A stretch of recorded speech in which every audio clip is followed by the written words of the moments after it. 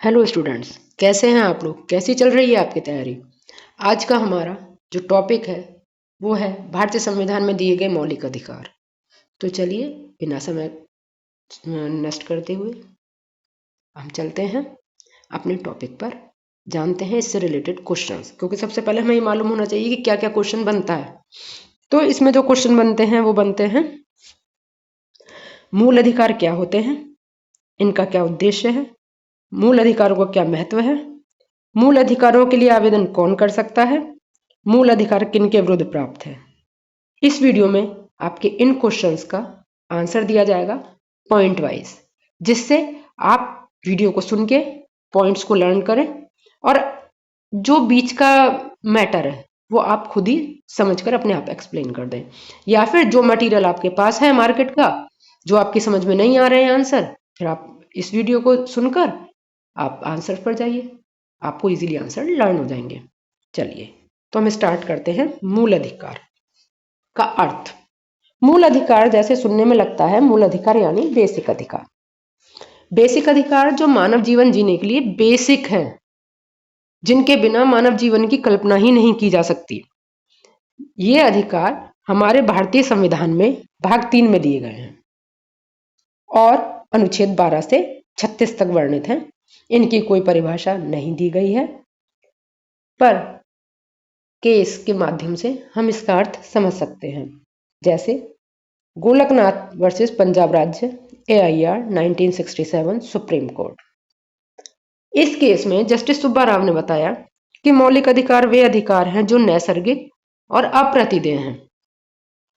Justice bag के अनुसार ये अधिकार संविधान में स्वयं ही समाविष्ट हैं।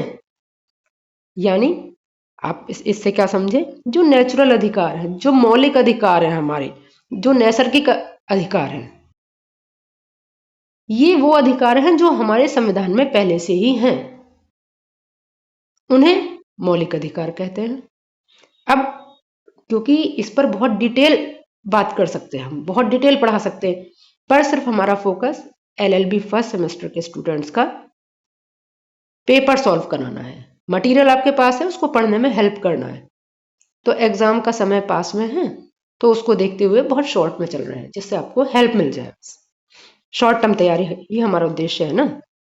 चलिए अब देखते हैं संविधान में इन्हें शामिल करने का क्या उद्देश्य है।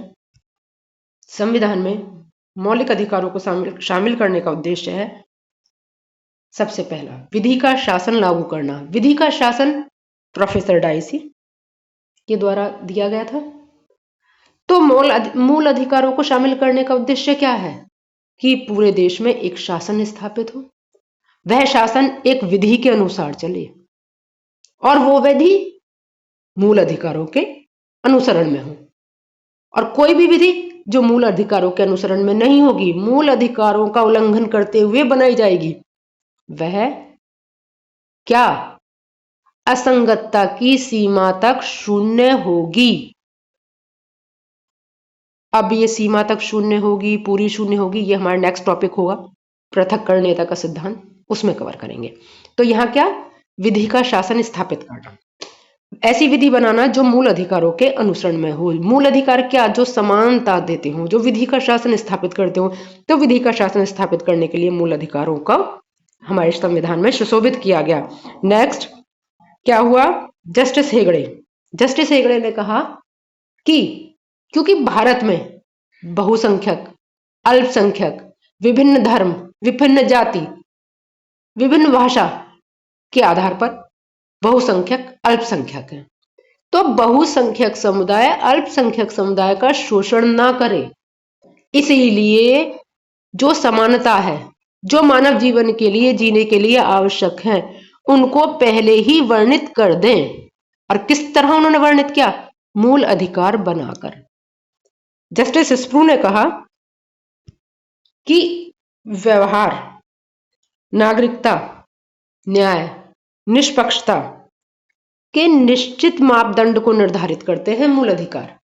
मूल अधिकारों में क्या बताया जाएगा, कैसा व्यवहार करना है, नागरिकता का क्या मापदंड होगा, न्याय का क्या मापदंड होगा जिससे समान न्याय लोगों को मिले, निष्पक्ष न्याय मिले, उसका क्या मापदंड होगा?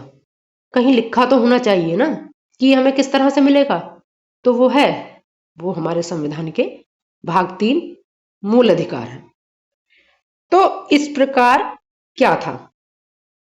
अगर हम थोड़ा सा पीछे जाते हैं, थोड़ा सा पीछे, ज्यादा टाइम नहीं लग रहा है, पर समझना पड़ता है, हर चीज को समझना पड़ता है। अगर हम अपने संविधान से पहले की स्थिति देखें, क्या थे? विशेष अधिकार, टाइटल्स क्या था? स्वामी, राजा, सेवक, महाराजाधिराज, राय साहब, सब खत्म कर दिया। किस लिए? समानता को स्थापित करने के लिए, समान व्यवहार को स्थापित करने के लिए, समान न्याय को स्थापित करने के लिए, ऊंच नीच मिटाने के लिए, भाईचारा बनाने के लिए, देश की अखंडता को सुनिश्चित करने के लिए। तो ये मूल अधिकार क्या उद्देश्य है इनका?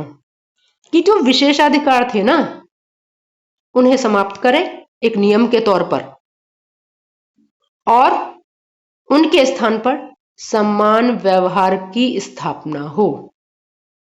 तो इतने में आपको समझ में आ गया होगा कि मूल अधिकार इस संविधान में किस उद्देश्य से सुशोभित किए गए।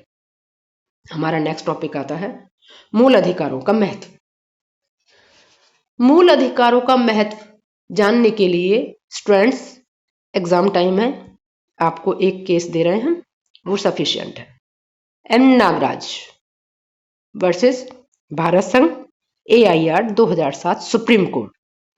इस वाद में माननीय उच्चतम न्यायालय ने यह अभिनिर्धारित किया क्या कि ये जो मूल अधिकार है, जो भाग 3 में दिए गए हैं, जिनके बारे में आप अभी तक इस वीडियो में सुन रहे हैं, ये राज्य के द्वारा कोई दान नहीं है। भाग 3 मूल अधिकारों को प्रदान नहीं करता है, बल्कि वो इस चीज की पुष्टि करता है कि मूल अधिकार है हमारे संविधान में, प्रदान नहीं कर रहा है।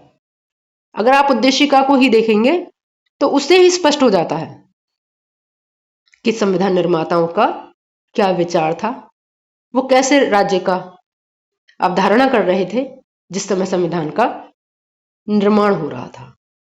तो उन्होंने कहा कि ये राज्य के द्वारा दान नहीं है, भाग 3 मूल अधिकारों को प्रदान नहीं करता, पुष्ट करता है कि उनका अस्तित्व है, और किसी भी संविधान के प्रावधान के बिना भी ये मूल अधिकार प्रत्येक व्यक्ति को प्राप्त हैं, क्योंकि वो मानव है। तो इस प्रकार आपने देखा मूल अधिकारों का महत्व क्या है। मूल अधिकारों का महत्व है मानव के गरिमापूर्ण जीवन जीने का। किस तरह से वो गरिमापूर्ण जीवन जिए? अगर मूल अधिकार हैं तो हमारी गरिमा बनी हुई है, अगर मूल अधिकार नहीं होते तो हो सकता था हम खुल के सांस न ले पाते, हम अपने आप को एक परतंत्र पाते। जो स्वतंत्रता है ना, जिसकी इतनी बड़ी कीमत चुकाई गई है, वो आज हमें महसूस भी नहीं होती अगर हमारे संविधान में मूल अधिकार ना होते, क्योंकि व्यक्ति की गरिमा ही उसका परिचय होता है, और व्यक्ति की गरिमा के लिए उसके पास स्वतंत्रता होनी चाहिए, उसके पास बेसिक अधिकार होने चाहिए जो हमारे भारतीय संविधान ने हमें दिए, जिसके लिए हम हमेशा आभारी हैं संविधान निर्माताओं के।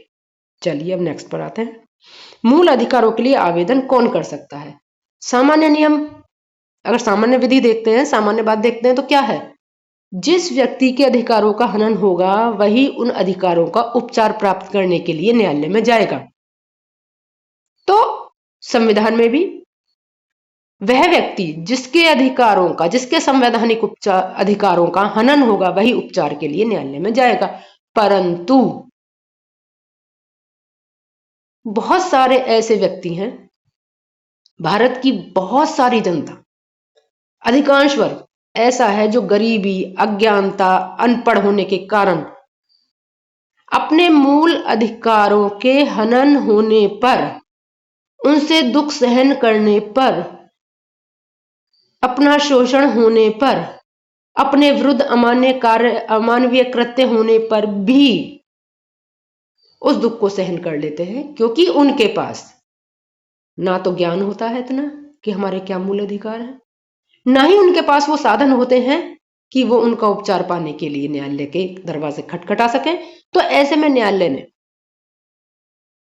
क्या व्यवस्था की? न्यायालय ने कहा कि यदि कोई व्यक्ति जिसके अधिकारों का हनन हुआ है वो किसी कारणवश असमर्थता के कारण न्यायालय तक ना पहुंच सके तो उसके स्थान पर कोई व्यक्ति, संस्था लोकहितवाद के माध्यम से न्यायालय में उस व्यक्ति के उपचारों के लिए आ सकता है। तो इस प्रकार अब हमें मालूम हुआ कि आवेदन कौन कर सकता है? कोई व्यक्ति कर सकता है, खुद वो व्यक्ति कर ले, कोई अन्य व्यक्ति कर सकता है, कोई संस्था कर सकती है। ठीक है, अब हमारा अगला जो टॉपिक है वो आता है क्या मूल अधिकारों का निलंबन किया जा सकता है? ये आपको मेरे नेक्स्ट वीडियो में मिलेगा। निलंबन के बारे में, मूल अधिकार किन के विरुद्ध प्राप्त है उस टॉपिक के बारे में, और जो भी टॉपिक रह गए हमारे मूल अधिकार से रिलेटेड उनके बारे में आपको मेरी नेक्स्ट वीडियो पर आना होगा। और अगर आपको मेरी इस वीडियो से कोई हेल्प मिली तो आप मेरे चैनल को सब्सक्राइब करें, मेरी वीडियो को लाइक, शेयर एंड कमेंट करें और उन बच्चों तक पहुंचाएं जिन्हें मटेरियल होने के बाद भी मार्केट का आंसर्स नहीं समझ में आ पा रहे हैं और वो शॉर्ट टर्म तैयारी करना चाह रहे हैं। तो आप अपनी तैयारी कीजिए, हम आपके साथ हैं। जय हिंद।